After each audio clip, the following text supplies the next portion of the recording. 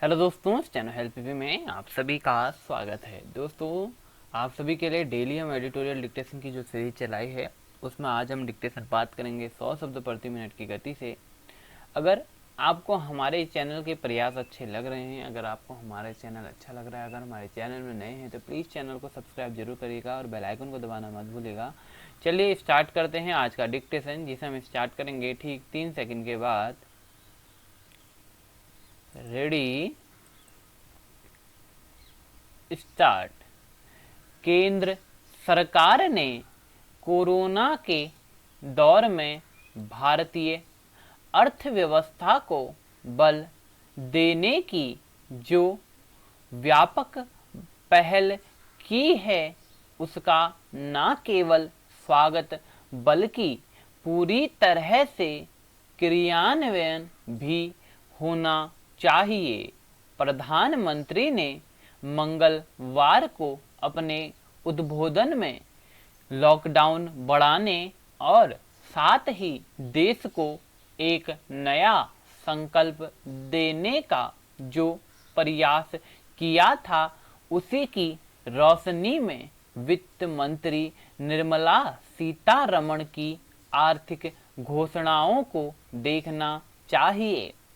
Corona के समय देश को आत्मनिर्भर बनाने के लिए 20 लाख करोड़ की पहल एक तरह से देश का ध्यान कोरोना से हटाकर एक बड़े आर्थिक सपने की ओर लगाना भी है। युवाओं के देश भारत की और पूरी दुनिया देख रही है। यहाँ उत्पादन का बढ़ना जरूरी है। भारत के पास श्रम शक्ति है, इसे यदि उत्पादक कार्यों में नहीं लगाया जाएगा तो हम न केवल अपने लिए समस्या बनेंगे बल्कि विश्व के लिए भी चिंता का कारण बनते जाएंगे। बुधवार को वित्त मंत्री द्वारा की गई घोषणा में आत्मनिर्भरता शब्द पर विशेष ध्यान दिया गया है, तो कोई आश्चर्य नहीं। विशेष रूप से छोटे, सूक्ष्म, लघु व मध्यम लघु उद्यमों को जिस तरह से समर्थन देने की कोशिश हुई है उससे निश्चित ही अर्थव्यवस्था को बल मिलेगा। वित्त मंत्री ने यह भी बताया कि 20 लाख करोड़ की राहत पैकेज का इस्तेमाल किन किन क्षेत्रों में किया जाएगा और किसको कितनी राशि दी जाएगी। उद्यमों को अलग अलग तरह से सहयोग देने का सरकार का इरादा उचित है। पहले चरण की घोषणाओं के बाद आने वाले दिनों में और स्पष्ट होगा कि पैकेज राशि कहां कितनी खर्च की जाएगी। निगरानी और ईमानदारी की जरूरत और बढ़ गई है। यह इसलिए भी जरूरी है ताकि लॉकडाउन के कारण बेरोजगार हुए लोगों और विदेश से आए अपने लोगों को भी अर्थव्यवस्था में समायोजित किया जा सके। कई फैसले बहुत जोखिम भरे हैं, जैसे कम रेटिंग वाले एनबीएफसी को भी अब कर्ज मिलेगा। आज के समय को देखते हुए सरकार को निगरानी करते हुए जोखिम उठाना ही होगा। एनबीएफसी के लिए 30,000 करोड़ रुपए की स्कीम लाई जा रही है। डिस्कॉम क्षेत्र के लिए भी 90,000 करोड़ की सहायता तय की गई है। आंशिक ऋण गारंटी योजना के विस्तार की मांग को भी सरकार ने पूरा कर दिया है। ईपीएफ के लिए दी गई मदद अगले 3 माह और जारी रहेगी। सरकार ने 15,000 रुपये से कम वेतन वालों का विशेष ध्यान रखा है, तो यह जरूरी भी है। यह हमारे देश का वह जरूरतमंद तबका है जो न केवल अर्थव्यवस्था की रीढ़ है बल्कि उसे आज समर्थन की सबसे ज़्यादा जरूरत भी है। देश को आत्मनिर्भर बनाने की दिशा में एक और फैसला गौर करने लायक है। देश में अब 200 करोड़ रुपए से कम का वैश्विक टेंडर जारी नहीं होगा।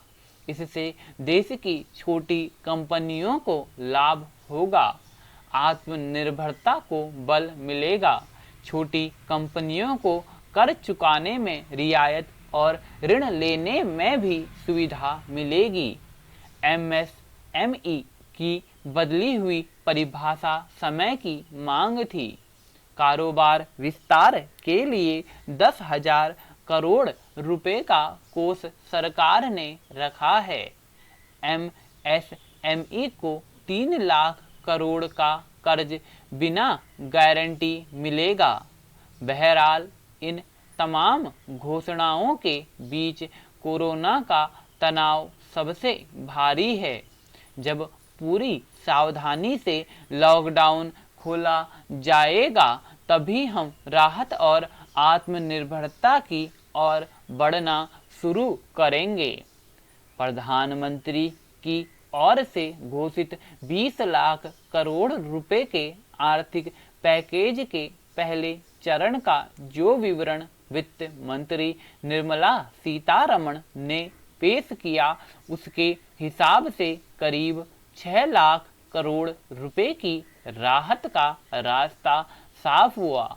यह अलग अलग सेक्टरों के लिए है, लेकिन इससे सबसे अधिक राहत सूक्ष्म, लघु एवं मझोले उद्योगों यानी एमएसएमई को मिलेगी, क्योंकि एमएसएमई रोजगार उपलब्ध कराने में सबसे आगे हैं। इसलिए इसका सीधा लाभ आम आदमी को मिलते हुए दिखना चाहिए। यह अच्छा है कि आर्थिक पैकेज के जरिए सरकार ने एमएसएमई की वे तमाम मांगें मान ली हैं जिन्हें एक अरसे से उठाया जा रहा था।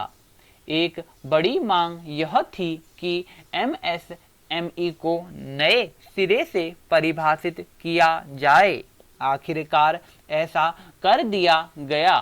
अब एमएसएमई की परिभाषा कहीं अधिक तार्किक दिख रही है। उल्लेखनीय यह भी है कि एमएसएमई को बिना गारंटी 3 लाख करोड़ रुपए का कर्ज देने की व्यवस्था की जाएगी। यह कर्ज की अवधि तो 4 साल होगी ही, 1 साल तक मूलधन चुकाने की भी जरूरत नहीं रहेगी। यह हर लिहाज से एक बड़ी राहत है। यह तय है कि वित्त मंत्री की इस घोषणा से भी एमएसएमई को अच्छी खासी राहत मिलेगी कि सूक्ष्म, लघु एवं मझोले उद्योगों का सरकारी कंपनियों में बकाये का भुगतान 45 दिन में करने की कोशिश होगी। उचित यह होगा कि इस कोशिश को अंजाम तक पहुंचाया जाए और सुनिश्चित किया जाए कि 45 दिनों में बकाये का भुगतान हर हाल में हो। यदि सरकार यह सुनिश्चित कर सके तो एमएसएमई वित्तीय रूप से कहीं अधिक मजबूती हासिल करने में समर्थ होगी। निसंदेह इस कदम का सीधा लाभ एमएसएमई को मिलने वाला है कि 200 करोड़ रुपए तक की सरकारी खरीद में ग्लोबल टेंडर की अनुमति नहीं होगी और सरकार को घरेलू कंपनियों से टेंडर मंगवाने की बाध्यता होगी।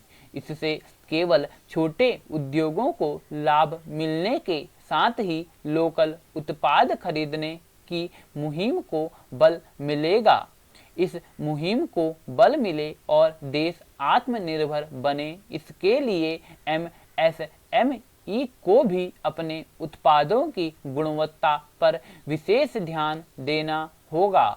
इसके साथ ही वित्त मंत्रालय को भी उन कारणों की तह तक जाना होगा जिनके चलते उद्यमी कर्ज लेने में उत्साह नहीं दिखा रहे हैं, क्योंकि वित्त मंत्री ने इसकी भरपूर चिंता की है कि MSME को अधिकाधिक वित्तीय राहत मिले। इसीलिए उद्योगों को भी इसके एवज में रोजगार के अवसरों में वृद्धि करने के लिए तत्पर रहना चाहिए। इसीलिए और अधिक क्योंकि आर्थिक पैकेज का मूल उद्देश्य उद्योग धंधों को बल देकर आम आदमी को राहत देना और उसकी रोजी रोटी की आशंकाओं को दूर करना है। स्टॉप। दोस्तों, ये था आपका 100 शब्द प्रति मिनट की गति से बोला गया डिक्टेशन, जिसमें करीबन 970 शब्द हैं। तो आशा करता हूँ आपने लिखा होगा। इसकी जो PDF है आपको हमारे ब्लॉग में मिल जाएगी। ब्लॉग की लिंक हमने अपने डिस्क्रिप्शन में प्रोवाइड करा रखी है। मिलते हैं दूसरी वीडियो में। Thank you so much. Bye bye, take care. अभी तक चैनल को लाइक सब्सक्राइब शेयर नहीं किया तो प्लीज़ चैनल को लाइक सब्सक्राइब शेयर जरूर कर लीजिएगा और बेल आइकन को दबाना मत भूलिएगा। Thank you.